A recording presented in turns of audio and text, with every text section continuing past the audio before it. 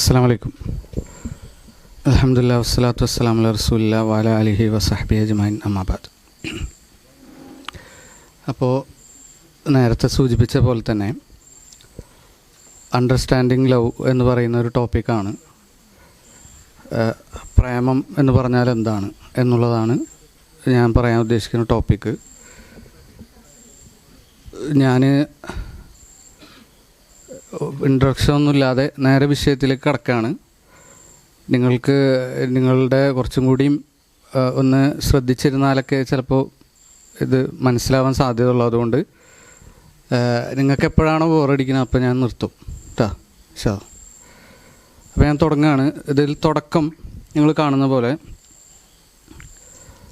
The സ്റ്റാൻഫേർഡ് marshmallow experiment എന്നുള്ളതാണ് ഇതിൽ ഫസ്റ്റത്തെ നമ്മൾ പറയാൻ ഉദ്ദേശിക്കുന്ന വിഷയം. അപ്പോൾ രണ്ട് കാര്യങ്ങൾ ഞാൻ ചോദിക്കാം.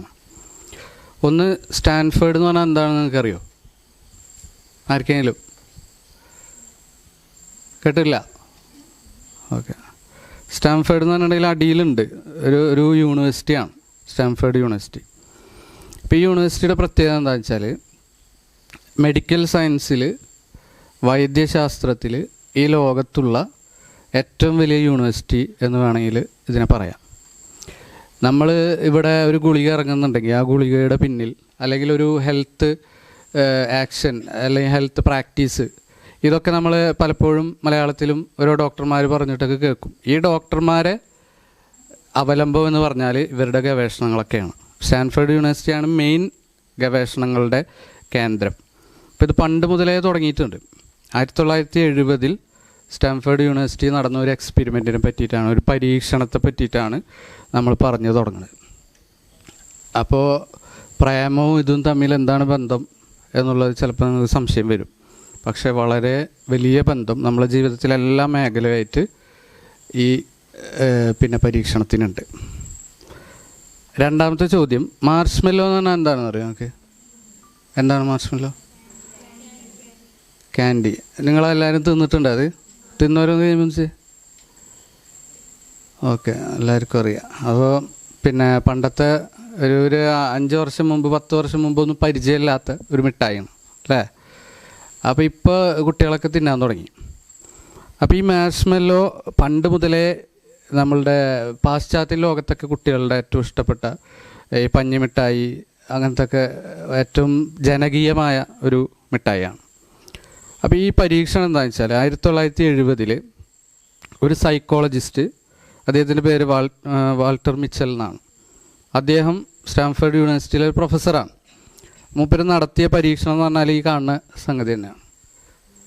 കുറേ കുട്ടികളെ ലാബിലേക്ക് കൊണ്ടുവന്ന് അവരെ ഇൻഡിവിജ്വലായിട്ടും അല്ലെങ്കിൽ ഗ്രൂപ്പായിട്ടൊക്കെ ഇരുത്തി അവരുടെയൊക്കെ മുമ്പിൽ ഒരു പാത്രത്തിൽ മാർഷ്മെല്ലോ വെച്ച് കൊടുത്തു. ഒരെണ്ണമാണ് വെച്ചത്. ആ പരീക്ഷണമൊക്കെ ഞാൻ കാണിച്ചു തരാം. അത് വെച്ചിട്ട് ഈ കുട്ടികളോട് ടീച്ചർ ഒരു കാര്യം പറയാണ്. അതെന്താണെന്ന് വെച്ചാൽ, നിങ്ങൾക്ക് ഇപ്പോൾ ഒരു മാർഷ്മെല്ലോ വേണമെങ്കിൽ തിന്നാം. ഈ തന്നിട്ടുള്ള മാർഷ്മെല്ലോ നിങ്ങൾക്കിപ്പോൾ വേണമെങ്കിൽ തിന്നാം. പക്ഷെ നിങ്ങൾ തിന്നാതിരുന്നാൽ ഞാൻ തിരിച്ചു വരുന്ന സമയത്ത് നിങ്ങൾക്ക് 2 എണ്ണം ഞാൻ തരാം എന്നുള്ള ഓഫറാണ്. ആ വീഡിയോ ഞാൻ നിങ്ങൾക്ക് കാണിച്ചു തരാം. ഇതിൻ്റെ പ്രസക്തി എന്താണെന്ന് വെച്ചാൽ, അപ്പോൾ ഈ കുട്ടികൾ സ്വാഭാവികമായിട്ടും 2 ചോയ്സുകളാണ് ഈ കുട്ടികളെ ഫ്രണ്ടിൽ വന്നത്. നമ്മളെ ജീവിതത്തിലൊക്കെ എങ്ങനെയാണ് കേട്ടോ, ഈ കുട്ടികൾ നമ്മളാണ് പ്രതിനിധാനം ചെയ്യണത്. നമ്മളെ ജീവിതത്തിൽ 2 ചോയ്സുകൾ വരും. ഒന്നുകിൽ എളുപ്പത്തിൽ സുഖം കിട്ടാം, അല്ലെങ്കിൽ കുറച്ച് പ്രയാസപ്പെട്ട് സന്തോഷം കിട്ടാം. ഇതാണ് നമ്മളെ ജീവിതം. അക്ഷരാർത്ഥത്തിൽ അതാണ് ജീവിതത്തെ വേണമെങ്കിൽ ചുരുക്കി പറയാമെങ്കിൽ അതാണ്. ഖുർആൻ തന്നെ അത് പറഞ്ഞിട്ടുമുണ്ട്. ഏതായാലും ഈ മാർഷ്മെല്ലോ ടെസ്റ്റിൽ ടീച്ചർ പറയാണ്, അല്ലെങ്കിൽ ഈ കുട്ടികളുമായിട്ട് അടുത്ത ആൾ പറയാണ്, ഞാൻ ഒരു മാർഷ്മെല്ലോ വെച്ച് പോവാണ്, നിങ്ങൾക്ക് വേണമെങ്കിൽ ഇപ്പോൾ തിന്നാം, പക്ഷേ നിങ്ങൾ കാത്തിരുന്നാൽ 2 എണ്ണം കിട്ടും എൻ്റെ എന്ന് പറഞ്ഞ് പോയപ്പോൾ കുട്ടികൾ പല രൂപത്തിലാണ് ഇതിനോട് പ്രതികരിച്ചത്. ചില കുട്ടികൾ അപ്പം തന്നെ വായലിട്ട് ക്ഷമിക്കാൻ കഴിയുന്നില്ല, അങ്ങനത്തെ കുട്ടികളുണ്ട്. ചില കുട്ടികൾ കുറേ സഹിച്ച് പിടിച്ച് കുറച്ച് നേരം കഴിഞ്ഞ് ആ ക്ഷമയൊക്കെ കെട്ട് അടുത്ത് തിന്നുന്നവരുണ്ട്. കുറച്ച് പിച്ച് ഇങ്ങനെ തിന്നുന്ന ആൾക്കാരുണ്ട്. ഇതിൽ നിന്ന് എങ്ങനെയെങ്കിലും ശ്രദ്ധ മാറാൻ വേണ്ടിയിട്ട് കുറേ ഇങ്ങനെ പരിശ്രമിക്കുന്ന കുട്ടികളുണ്ട്. അങ്ങനത്തെ പല രൂപത്തിലുള്ള കുട്ടികളെ അവർക്ക് സൈക്കോളജിസ്റ്റുകൾക്ക് കണ്ടെത്താൻ സാധിച്ചു എന്നുള്ളതാണ്.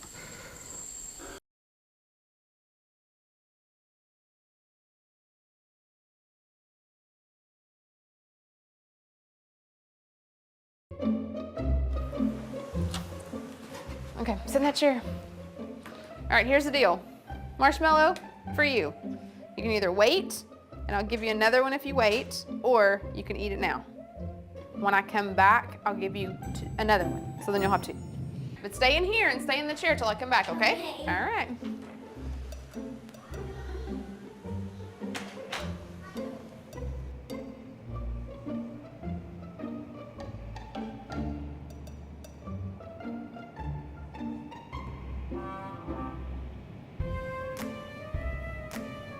I'm gonna go do something and then I'll come back. It smells yummy. It smells really good.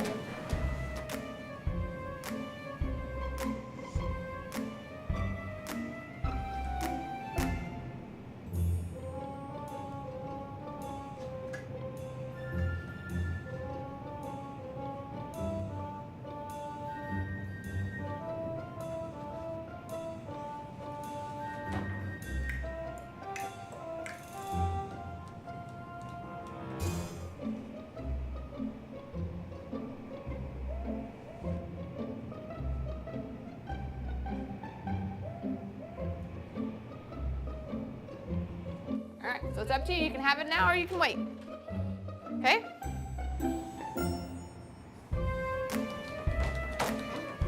I'll be back. Stay in the chair, okay?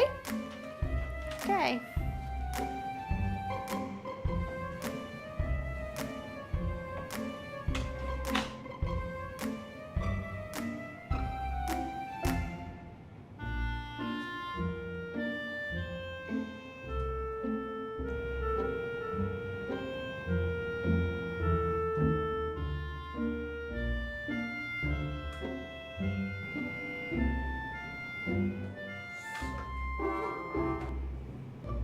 ഇപ്പം ചിലരൊക്കെ തീറ്റ തുടങ്ങി, ചില നല്ല സ്ട്രോങ് ആയിട്ടുള്ള ആൾക്കാരുണ്ട്.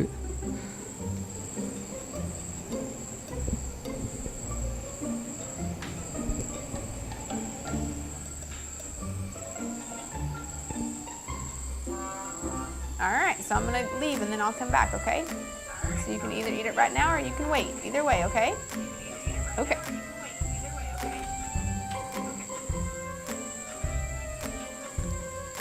പോകാൻ പോലും കാത്തുന്നില്ല കുട്ടി. How'd you do? Did you do good? You did? You wanted to eat it, didn't you? Yeah. So did I tell you to give you another one? Okay, now you can have both. You need them.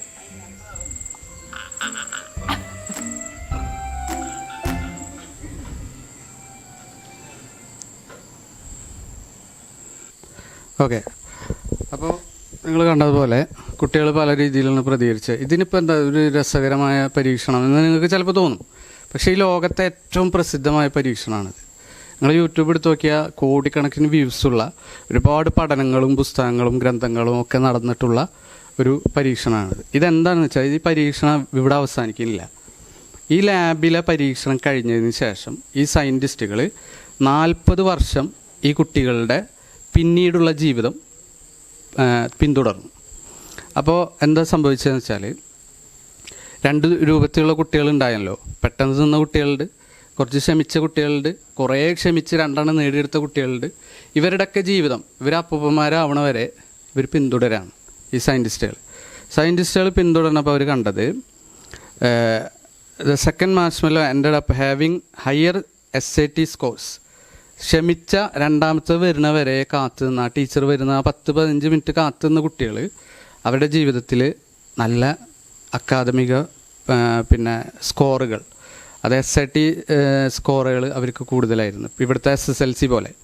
അതുപോലെ തന്നെ lower levels of substance abuse, പിന്നെ അഡിക്ഷനുകളിൽ വളരെ കുറവായിരുന്നു അവരെല്ലാവർക്കും നിയന്ത്രണം ഉണ്ടായിരുന്നു. മദ്യം, മയക്കുമരുന്ന് പോലെയുള്ള അഡിക്ഷനുകളിൽ അവർ ഉണ്ടായിരുന്നില്ല. അതേസമയം പിന്നെ ആ ക്ഷമയില്ലാത്ത കുട്ടികൾ അവരുടെ ജീവിതത്തിൽ ഇത്രത്തോളം സക്സസ് അവർക്ക് പിന്നെ നേടിയെടുക്കാൻ കഴിഞ്ഞില്ല. എന്ന് മാത്രമല്ല ലോവർ ലൈക്ലിഹുഡ് ഓഫ് ഒബീസിറ്റി, പൊണ്ണത്തടി എന്ന് പറഞ്ഞാൽ ഒബീസിറ്റി ക്രൈസിസ് ഇന്നിപ്പോൾ ലോകത്തെല്ലായിടത്തുള്ളതാണ്. എല്ലാവരും തടിച്ച് വീർക്കാണ്, അങ്ങനത്തെ ഒരു കാലമാണ്. പക്ഷേ ഈ കുട്ടികൾ പൊണ്ണത്തടി ഏറ്റവും കുറവായിരുന്നു അവർക്ക്. അതുപോലെ ബെറ്റർ റെസ്പോൺസ് ടു സ്ട്രെസ്സ്, ജീവിതത്തിൽ എന്തെങ്കിലും പരീക്ഷണമോ പ്രശ്നമോ ഒക്കെ ഉണ്ടാകുമ്പോൾ ഈ കുട്ടികൾ, ക്ഷമിച്ച കുട്ടികൾ നന്നായി പ്രതികരിക്കുന്നു. അവർക്ക് ആ പരീക്ഷണങ്ങൾ വരുമ്പോൾ, പ്രശ്നങ്ങൾ വരുമ്പോൾ, ദുരന്തങ്ങൾ വരുമ്പോൾ ക്ഷമിക്കാനുള്ള കഴിവുണ്ട്. ബെറ്റർ സോഷ്യൽ സ്കിൽസ്, മറ്റുള്ളവരുമായിട്ടുള്ള ഇടപാടുകൾ, നേടിയെടുക്കുന്ന വിജയങ്ങൾ സമൂഹത്തിൽ നേടിയെടുക്കുക, ഇങ്ങനത്തെ കാര്യങ്ങളിലൊക്കെ അവർ പിന്നെ മുന്തി നിൽക്കുന്നു. Generally better scores in A range of other life measures. എന്തൊക്കെ മെഷേഴ്സ് വെച്ച് നമ്മൾ അളന്നു നോക്കിയാലും, എന്തൊക്കെ മാനദണ്ഡങ്ങൾ വെച്ച് നോക്കിയാലും ഏറ്റവും സക്സസ് ആയ കുട്ടികൾ ഈ കാത്തുനിന്ന കുട്ടികളാണ്. അപ്പോൾ ഇതിൽ നിന്ന് എന്ത് മനസ്സിലാക്കാം? അവർ പഠനത്തിൽ നിന്ന് മനസ്സിലാക്കിയത് 2 കാര്യങ്ങൾ നമ്മളെ ജീവിതത്തിൽ ഉണ്ടാവും എന്നുള്ളതാണ്. ഡിലേയ്ഡ് ഗ്രാറ്റിഫിക്കേഷനും ഇൻസ്റ്റൻറ്റ് ഗ്രാറ്റിഫിക്കേഷനും. ഇപ്പം നിങ്ങൾ ആ ഫോട്ടോയിൽ കാണുന്ന പോലെ പച്ചക്കറി തിന്നുക, അല്ലെങ്കിൽ നല്ല അടിപൊളി രസമുള്ള ബർഗർ തിന്നുക, ഈ ചോയ്സ് കിട്ടിയിട്ടുണ്ടെങ്കിൽ നമ്മൾ 2 രൂപത്തിൽ നമ്മളെ ജീവിതത്തിൽ ഇങ്ങനത്തെ ചോയ്സുകൾ വരും. ഒന്ന് ഡിലേയ്ഡ് ഗ്രാറ്റിഫിക്കേഷനാണ്, കുറച്ച് കഴിഞ്ഞിട്ട്, കുറച്ച് നേരം വൈകിട്ട് നമുക്ക് കിട്ടുന്ന സന്തോഷങ്ങൾ, സുഖങ്ങൾ, അതൊക്കെയാണ് ഡിലേയ്ഡ് ഗ്രാറ്റിഫിക്കേഷൻ എന്ന് പറയുന്നത്. അതേസമയം ഇൻസ്റ്റൻറ്റ് ഗ്രാറ്റിഫിക്കേഷൻ എന്ന് പറഞ്ഞിട്ടുണ്ടെങ്കിൽ ഇപ്പം തന്നെ കിട്ടുന്നത് 5 മിനിറ്റ് കൊണ്ട് അല്ലെങ്കിൽ 1 മാസം കൊണ്ട് പെട്ടെന്ന് കിട്ടുന്ന സുഖങ്ങൾ, സന്തോഷങ്ങളാണ്. ഇത് രണ്ടും നമ്മളെ ജീവിതത്തിൽ വരുമ്പോൾ ഡിലേയ്ഡ് ഗ്രാറ്റിഫിക്കേഷനെ, കുറേ നേരം വൈകി കിട്ടുന്ന സന്തോഷത്തെ മുന്തിക്കുന്നവരാരാണോ അവർക്കാണ് ജീവിതത്തിൽ ഭൗതികമായി നോക്കുകയാണെങ്കിലും ആത്മീയമായി നോക്കുകയാണെങ്കിലും വിജയമുള്ളൂ എന്നുള്ളതാണ്. അപ്പോൾ ഇത് നമ്മൾ മൊത്തത്തിൽ നമ്മളെ മതത്തിൻ്റെ പരിധിയിൽ നിന്നുകൊണ്ടുള്ളൊരു പാഠമൊന്നുമല്ല. സയൻറ്റിസ്റ്റുകൾ എത്രയോ കാലം മുമ്പ് തെളിയിച്ച ഒരു കാര്യമാണ്. അപ്പോൾ ഇതിൽ നിന്ന് 2 കാര്യങ്ങൾ നമുക്ക് മനസ്സിലാക്കാം. ഒന്നെന്താണെന്ന് വെച്ചാൽ സുഖവും സന്തോഷവും അത് രണ്ടാണ്. ഓക്കെ, സുഖവും സന്തോഷവും 2ആണ്. പക്ഷെ ചില ആളുകൾ സുഖമാണ് സന്തോഷം എന്ന് തെറ്റിദ്ധരിക്കും. ഓക്കെ, അപ്പോൾ സുഖവും സന്തോഷവും 2 നിങ്ങൾക്ക് തോന്നുന്നുണ്ടോ? ഇല്ല. ആർക്കൊക്കെ തോന്നുന്നുണ്ടെന്ന് കഴിയുമ്പോൾ സുഖവും സന്തോഷവും അതൊന്ന് പറഞ്ഞേ. സുഖവും സന്തോഷവും തമ്മിൽ എന്താ വ്യത്യാസം തോന്നുന്നത് നിങ്ങൾക്ക്? നിങ്ങളൊന്ന് പറഞ്ഞു.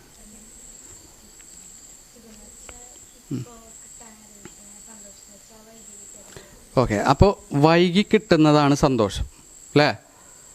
മറ്റേ സുഖം എന്ന് പറഞ്ഞാലോ പെട്ടെന്ന് കിട്ടും, അതാണ് സുഖം. വേറെ എന്ത് വ്യത്യാസം? ഈ കൈ പൊന്തിച്ചവരിൽ ആർക്കെങ്കിലും വേറെ വ്യത്യാസം പറയാൻ പറ്റുമോ? എനിക്ക് പറയാം. വേറെ ഒന്നുമില്ല. സുഖം കിട്ടുമ്പോൾ സന്തോഷം ഉണ്ടാവും, ശരിയാണ്.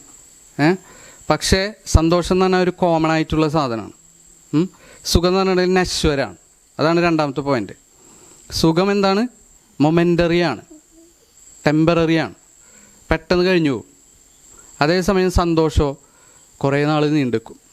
ഓക്കെ, ഇപ്പോൾ ഉദാഹരണത്തിന് എനിക്കിപ്പോൾ ഞാൻ പിന്നെ ജോലിയൊന്നും ചെയ്യാതെ ഒരു 2 മാസം അടിച്ച് പൊളിച്ച് നടക്കണം. എൻ്റെ ഉള്ള കാശൊക്കെ ഉഷാറായിട്ട് എനിക്കിഷ്ടമുള്ളതൊക്കെ വാങ്ങി എനിക്കിഷ്ടമുള്ള സ്ഥലത്ത് പോയി അങ്ങനെ ഞാൻ നടന്നെന്ന് വിചാരിക്കുക. എൻ്റെ അവസ്ഥ എന്താവും?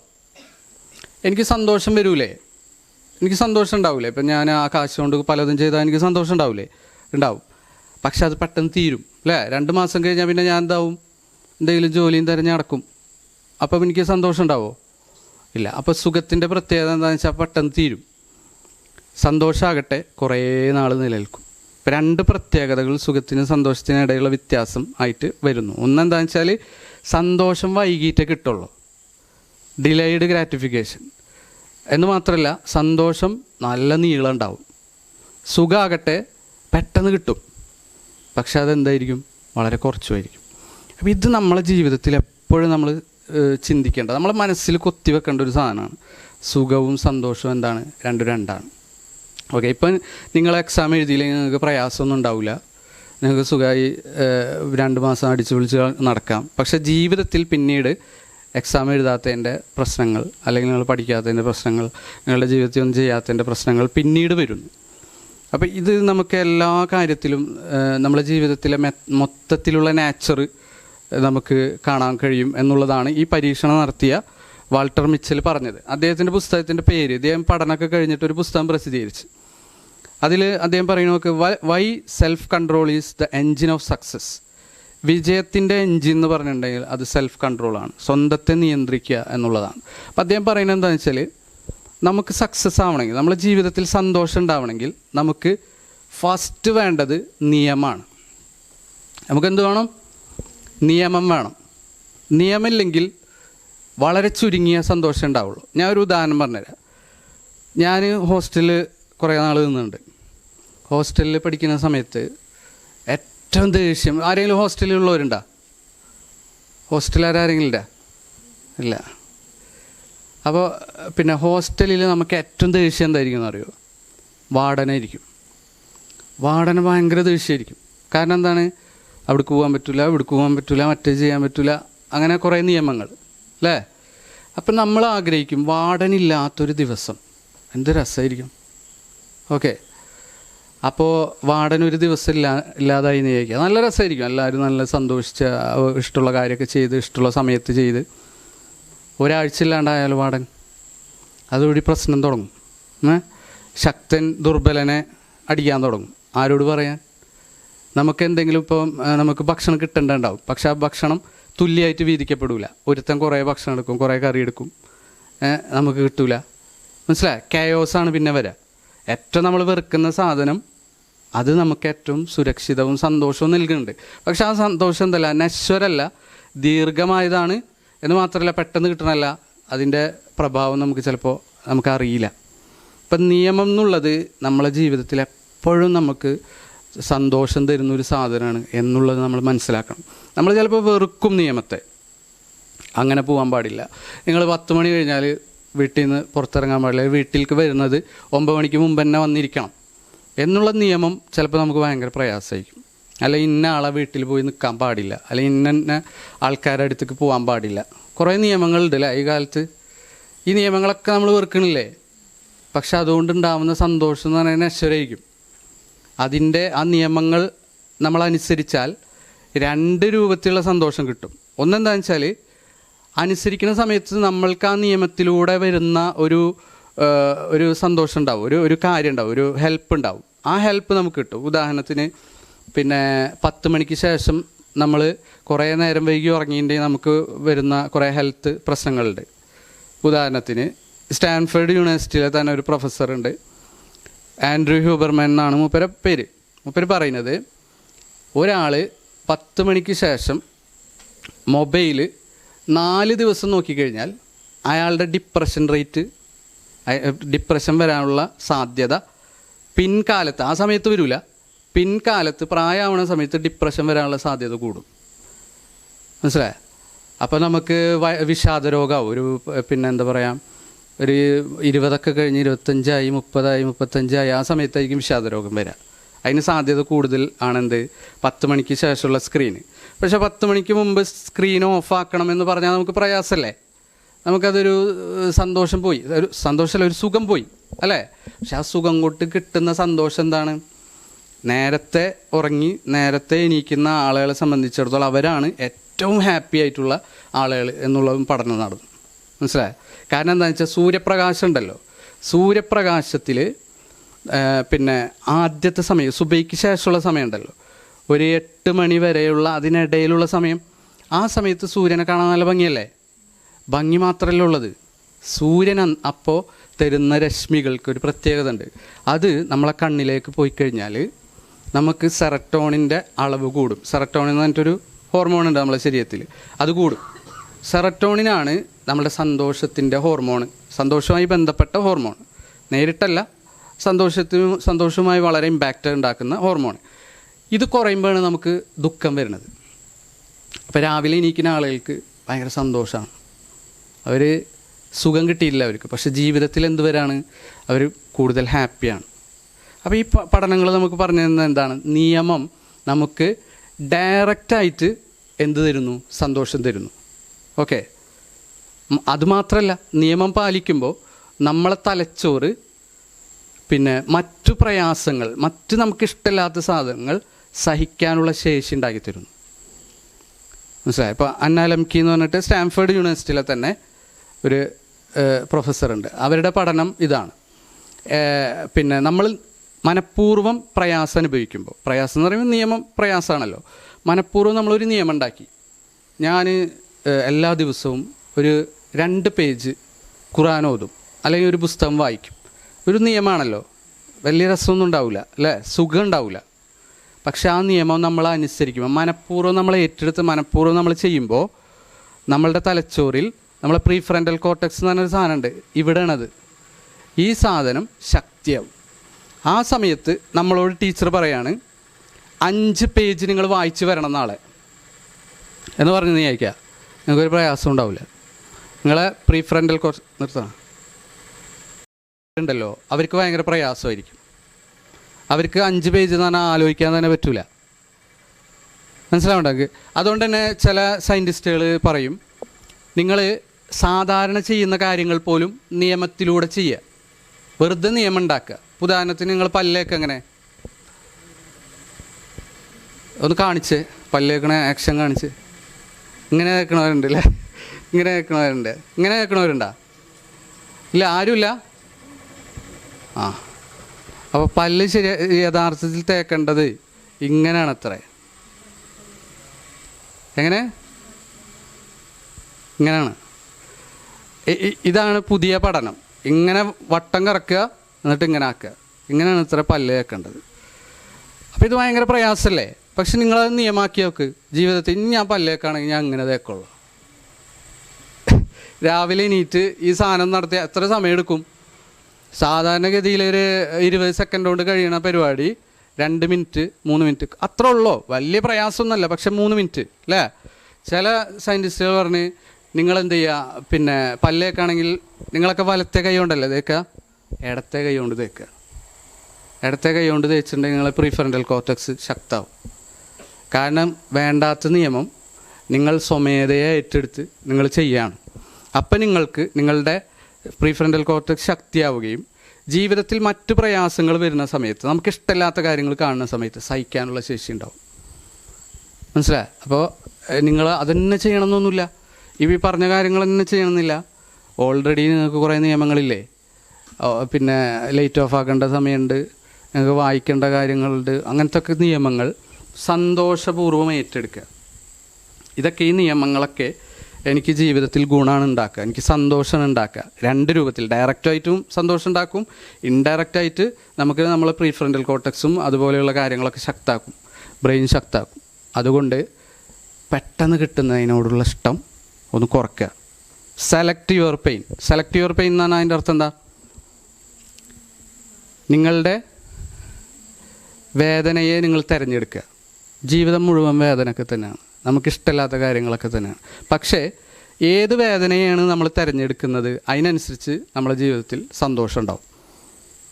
ഓക്കെ, അപ്പോൾ നമ്മൾ ഇപ്പോൾ കിട്ടുന്ന സുഖത്തെ നമ്മൾ മാറ്റിവെച്ചാൽ വേദന ഉണ്ടാവും അല്ലേ? ഇപ്പം നമുക്ക് കിട്ടുമായിരുന്നത്, പക്ഷെ ഞാൻ വേണ്ടാന്ന് വെച്ച്, അതുകൊണ്ട് ഭയങ്കര വിഷമം. പക്ഷേ നമ്മളത് സെലക്ട് ചെയ്താൽ നമുക്ക് ജീവിതകാലം മുഴുവൻ വേറൊരു പ്രശ്നം ഉണ്ടാവും. ആ വേദന വേണോ അതോ ഈ വേദന വേണോ? ഈ വേദന പെട്ടെന്ന് കഴിയും, സുഖം മാറ്റി വെക്കുന്ന വേദന പെട്ടെന്ന് തീരും, പിന്നീട് വരുന്ന കാലത്ത് ഒരുപാട് സന്തോഷം ഉണ്ടാവും. അപ്പോൾ ഏത് പെയിൻ നമ്മൾ സെലക്ട് ചെയ്യണം, ഏത് വേദന, ഏത് പ്രയാസം നമ്മൾ സെലക്ട് ചെയ്യണം എന്നുള്ളത് നമ്മൾ തീരുമാനിക്കുക. വിശുദ്ധ ഖുർആൻ പറഞ്ഞ ആയത്തോക്ക് വളരെ അർത്ഥവത്തായ ഒരു ആയത്ത്. കല്ല, അങ്ങനെയല്ല, ബൽ തുഹിബ്ബൂനൽ ആജില, നിങ്ങൾ ആജിലത്തിനെയാണ് ഇഷ്ടപ്പെടുന്നത്, വത്തദറൂനൽ ആഖിറ, നിങ്ങൾ ആഖിറത്തിനെ വെടിയുകയും ചെയ്യുന്നു. ഇത് 2 വ്യാഖ്യാനങ്ങളുണ്ട്. ഒന്നെന്താണെന്ന് വെച്ചാൽ ആജിലത്ത് എന്ന് പറഞ്ഞിട്ടുണ്ടെങ്കിൽ അതിൻ്റെ അർത്ഥം നിങ്ങൾക്കറിയോ? ആജിലത്ത് പെട്ടെന്ന് കിട്ടുന്നതെന്നാണ്, പെട്ടെന്ന് വരുന്നത്.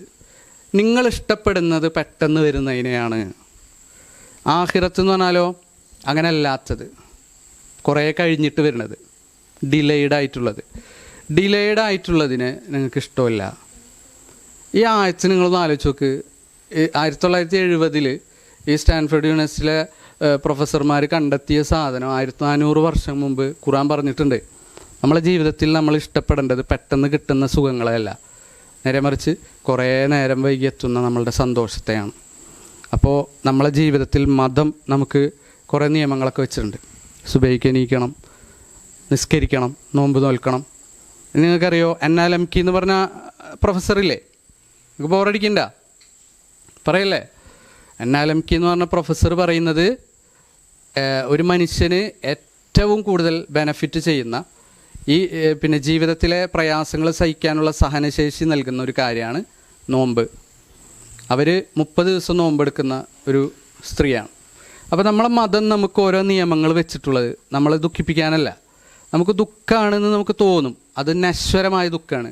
അനശ്വരമായ സന്തോഷം വേറെ വരാനുണ്ട് എന്നുള്ളതാണ്. ഓക്കെ, അപ്പോൾ ഡിലേഡ് ഗ്രാറ്റിഫിക്കേഷൻ, അതുപോലെ തന്നെ ഇൻസ്റ്റൻറ്റ് ഗ്രാറ്റിഫിക്കേഷൻ. പെട്ടെന്ന് കിട്ടുന്ന സന്തോഷം, പ്രയാസപ്പെട്ട് കിട്ടുന്ന സന്തോഷം, കുറച്ച് നേരം വൈകി കിട്ടുന്ന സന്തോഷം.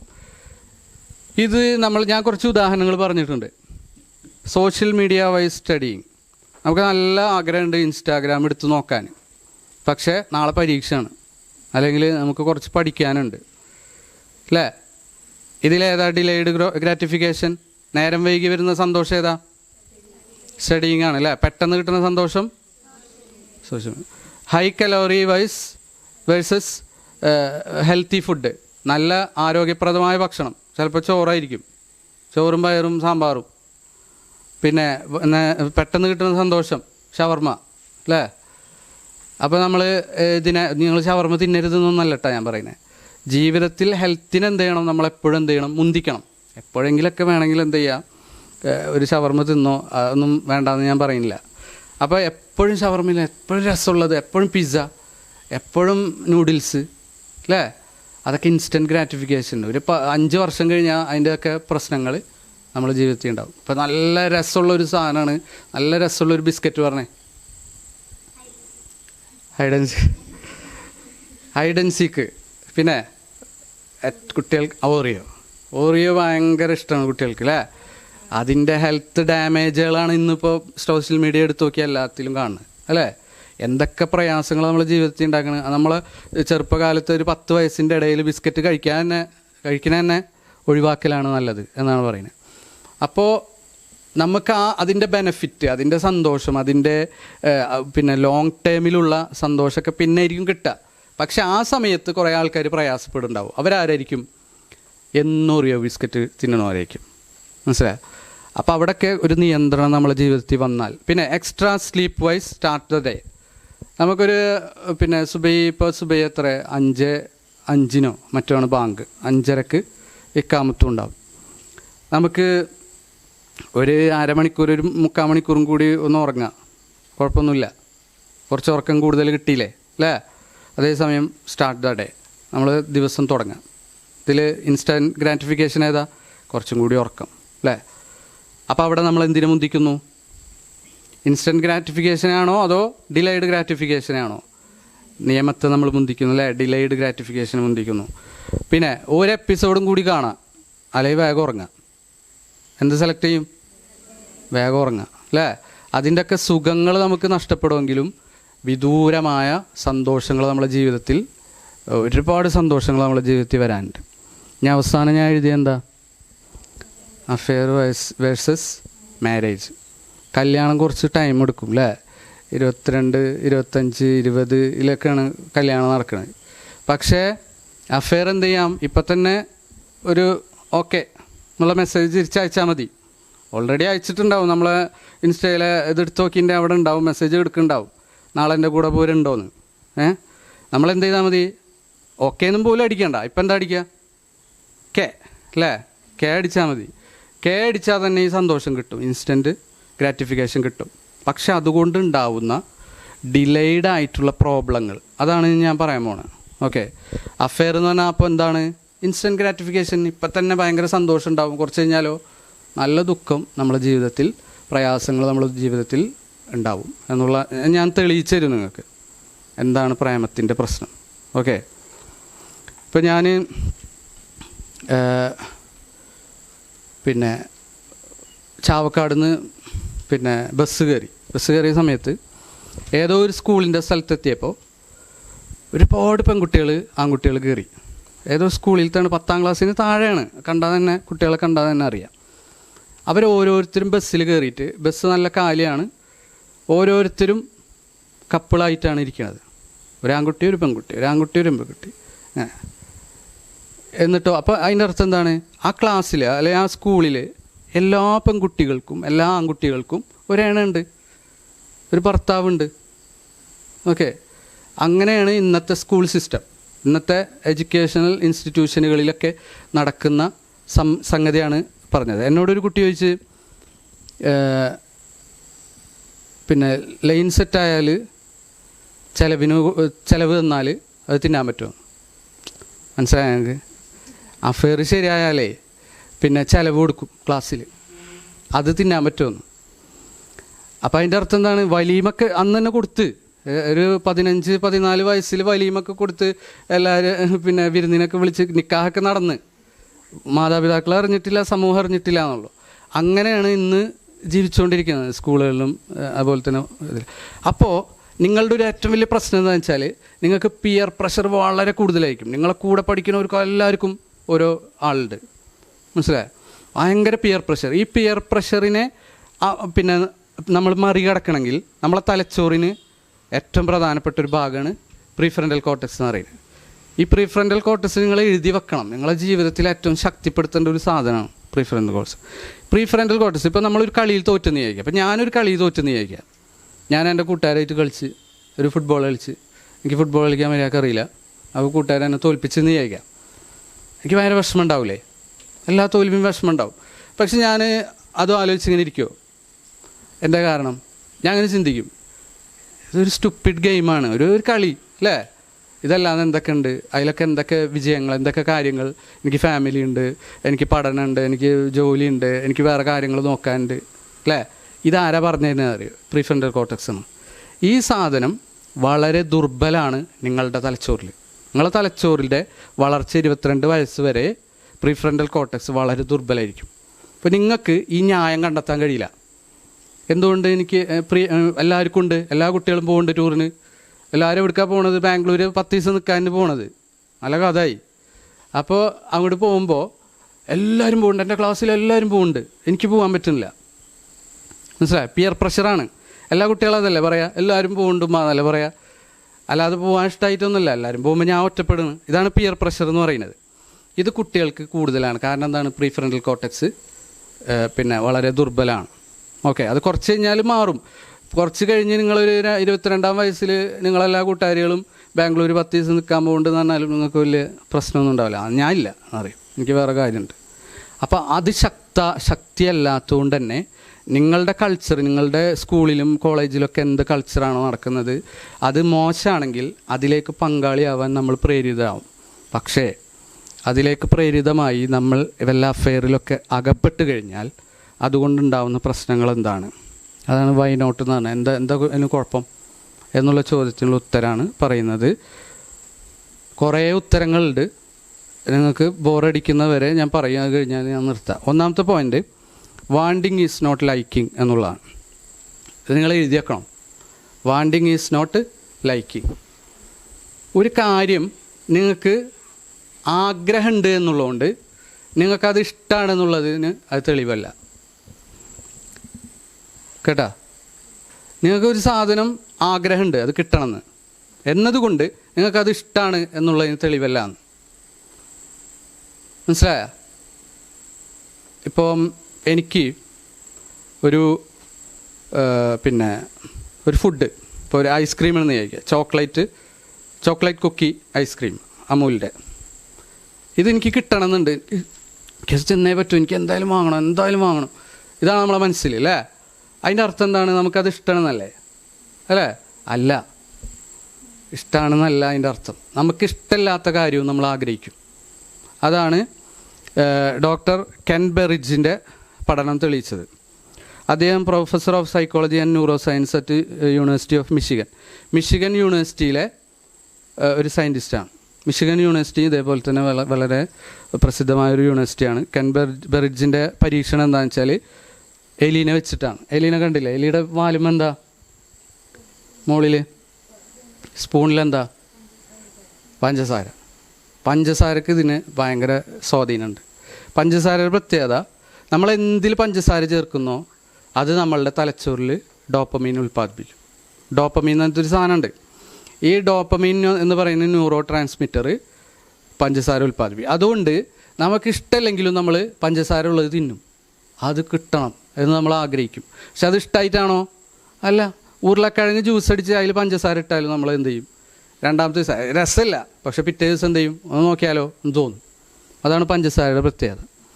അപ്പോൾ ഈ സയൻറ്റിസ്റ്റ് എന്ത് ചെയ്യുന്നത് വെച്ചാൽ ഒരു പാത്രത്തിൽ വെള്ളം നല്ല കുടിക്കാൻ രസമുള്ള ഒരു സാധനം എലിക്ക് കൊടുത്ത്, എന്നിട്ട് എലിനെ അത് കുടിക്കാൻ അനുവദിച്ച്. അപ്പോൾ എലി കുടിക്കുമ്പോൾ നാവ് ഇങ്ങനെ നക്കുന്നുണ്ട്, ചുണ്ട് നക്കുന്നുണ്ട്. ചുണ്ടെപ്പോഴാണ് നമ്മൾ നക്കുക? ഇങ്ങനെ നക്കുക എപ്പോഴാണ്? നല്ല രസമുള്ള സാധനം കാണുമ്പോഴല്ലേ, ഇഷ്ടമുള്ള സാധനം കാണുമ്പോൾ. അപ്പോൾ എലിക്ക് ആ പാനീയം ഇഷ്ടമാണ്, അതാണ് അതിൻ്റെ അർത്ഥം അല്ലേ? അതേസമയം എലിയുടെ ഡോപ്പമീൻ വർദ്ധിപ്പിക്കുന്ന ഒരു കെമിക്കൽ തലച്ചോറിൽ കുത്തിവെച്ചിട്ട് എലിക്ക് കുടിക്കാൻ സാധനം കൊടുത്തപ്പോൾ എലി കുടിച്ചുകൊണ്ടേയിരിക്കുകയാണ്. കുടിച്ചിട്ട് നിർത്തണില്ല. എലിക്ക് ഇനിയും വേണം. പക്ഷേ എലിക്കത് ഇഷ്ടമുണ്ടോ? ഇല്ല. എലി നക്കണില്ല, ചുണ്ടിങ്ങനെ നക്കണില്ല. എനിക്കത് ഇഷ്ടമല്ല, പക്ഷേ എലി എന്ത് ചെയ്തുകൊണ്ടിരിക്കുകയാണ്? കുടിച്ചുകൊണ്ടിരിക്കുകയാണ്. അപ്പോൾ ഡോപ്പമീൻ കൂടുതൽ ഉൽപ്പാദിപ്പിക്കുന്ന സാധനം നമ്മൾ ഉപയോഗിച്ചുകൊണ്ടേയിരിക്കും, നമുക്കത് ഇഷ്ടമല്ലെങ്കിൽ പോലും. ഓക്കെ. അപ്പോൾ ഇത് നമുക്ക് പെട്ടെന്ന് മനസ്സിലാക്കാനുള്ള ഉദാഹരണമാണ് അഡിക്ഷനുള്ള. ഇപ്പം കള്ളുടിക്കുന്ന ഒരാൾ, മദ്യത്തിൻ്റെ ടേസ്റ്റ് ആർക്കെങ്കിലും ഇഷ്ടമാണോ? നല്ല ടേസ്റ്റാണ് മദ്യം എന്ന് ആരെങ്കിലും പറഞ്ഞു കേട്ടിട്ടുണ്ടോ? ഇല്ല. മദ്യത്തിൻ്റെ മണം അല്ലെങ്കിൽ മദ്യത്തിൻ്റെ നിറം, അത് എനിക്കിഷ്ടമായിട്ടാണ് ഞാൻ മദ്യപിക്കണത് എന്നാരെങ്കിലും പറഞ്ഞിട്ടുണ്ടോ? ഇല്ല. ആർക്കും കുടി നിർത്താൻ പറ്റുന്നില്ല. കുടിയന്മാർക്ക് കുടി നിർത്താൻ പറ്റുന്നില്ല. എന്താ കാരണം? ഇഷ്ടം ഉണ്ടായിട്ടല്ല, നേരെ മറിച്ച് ഡോപ്പമീൻ ഉൽപ്പാദിപ്പിക്കുന്നത് തലച്ചോറിൽ. ഡോപ്പമീൻ ഉൽപ്പാദിപ്പിച്ചാൽ വീണ്ടും വീണ്ടും വീണ്ടും വീണ്ടും തന്നെ നമ്മൾ ചിന്തിച്ചുകൊണ്ടിരിക്കും. ഓക്കെ. അതിൽ പെട്ടാണ് ഗാംബ്ലിങ് അഡിക്റ്റുകളില്ലേ, പാപ്പരായി സ്വന്തം വീട് വിറ്റിട്ടും ഗാംബ്ലിങ് ചെയ്യും. ഈ വിദേശത്തൊക്കെ ഇതുണ്ടാവും, കാസിനോകളുണ്ടാവും. കാസിനോകളിൽ കയറിയിട്ട് എന്ത് ചെയ്യും? ഗാംബ്ലിങ് ചെയ്ത് നിർത്താൻ കഴിയില്ല അവർക്ക്. ചെറിയ എന്തെങ്കിലും വിജയമൊക്കെ വരുമ്പോൾ ഡോപ്പമീൻ വരും. അതേപോലെ തന്നെയാണ് ഗെയിം. ഇത് കുറച്ച് ഉദാഹരണങ്ങൾ നിങ്ങൾ നോക്ക്. ഗെയിം, സോഷ്യൽ മീഡിയ അല്ലേ, സ്ക്രോളിങ് അല്ലേ. പെട്ടെന്ന് നമുക്കിഷ്ടമുള്ള സാധനം ഇങ്ങനെ കാണാം. പണ്ടൊക്കെ നമുക്ക് ഇപ്പോൾ ഡെൻവർ ദ ലാസ്റ്റ് ഡൈനോസർ എന്ന് പറഞ്ഞിട്ടൊരു കാർട്ടൂൺ ഉണ്ടായിരുന്നു. ഒരാഴ്ച കണ്ട അടുത്ത എപ്പിസോഡ് കാണണമെങ്കിൽ എന്ത് ചെയ്യണം? അടുത്ത ആഴ്ച ബുധനാഴ്ച 7 മണി വരെ കാത്തിക്കണം. ഇന്നിപ്പോൾ അതിൻ്റെ ആവശ്യമുണ്ടോ? ഒന്ന് കഴിഞ്ഞാൽ പെട്ടെന്ന് ഇങ്ങനെ എടുക്കാൻ പറ്റും. അപ്പോൾ ഈ പെട്ടെന്ന് കിട്ടുന്ന സാധനങ്ങൾ എന്ത് ചെയ്യും? പെട്ടെന്ന് ഡോപ്പമീൻ ഉണ്ടാക്കും. അപ്പോൾ നമുക്കിത് കണ്ടേ പറ്റൂ, നമുക്ക് നിർത്താൻ കഴിയുന്നില്ല. അതാണ് സോഷ്യൽ മീഡിയയുടെ പ്രത്യേകത. റീൽസിൻ്റെയും ഷോർട്സിൻ്റെ ഒക്കെ പ്രത്യേകത എന്താ? നമുക്ക് ഇഷ്ടമില്ലാത്ത നമ്മൾ തള്ളൂലേ? ഇഷ്ടമുള്ള മാത്രം കിട്ടിയാൽ നമ്മൾ ഡോപ്പമീൻ വർദ്ധിക്കും. ഇപ്പം മാളുകൾ അധികരിച്ച് വരുന്നു അല്ലേ, ഷോപ്പിംഗ് മാളുകൾ അധികരിച്ച് വരല്ലേ. ഷോപ്പിംഗ് മാളുകളുടെ പ്രത്യേകത എന്താ?